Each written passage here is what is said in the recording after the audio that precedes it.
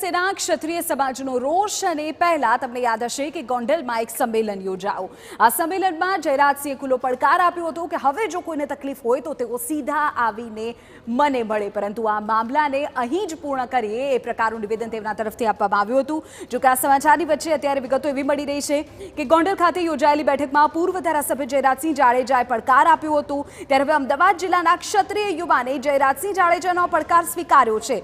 જયરાજસિંહને રાજકીય સત્તાનો અહમ છે તેવું ઋતુરાજસિંહ ચુડાસમા બોલ્યા। તેમણે કહ્યું કે જયરાજસિંહ જ્યાં કહેશે ત્યાં અમે આવીશું। જયરાજસિંહ ભાજપના કહેવાથી આવા નિવેદન આપે છે તેવું પણ ઋતુરાજસિંહ બોલ્યા।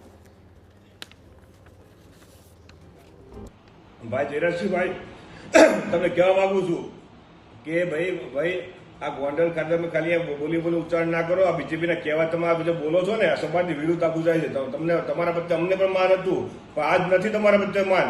જયરાજસિંહ ભાઈ, તમે જે આજે કરો છો ને એ ખોટું છે તમારું। બીજું તમને કહું છું, તમે ચેલેન્જ સમાજને આપો, સમાજ તમને ચેલેન્જ આપે છે કે કાલ ઉઠીને તમે ક્ષત્રિયના દીકરા તમે છો। પહેલા ક્ષત્રિયના દીકરા હતા અને આપણે ક્ષત્રિયની કોખમાં તમે જન્મ લીધો છે અને આ ક્ષત્રિયના દીકરા તરીકે તમને સોંપતું નથી તમને। અને તમને પણ કહેવા માંગુ છું સમાજ વતી કે હવે તમે જો ફરી આ શબ્દ બોલ્યા તો આ સમાજ તમને સાંકી લેવામાં નહીં આવે।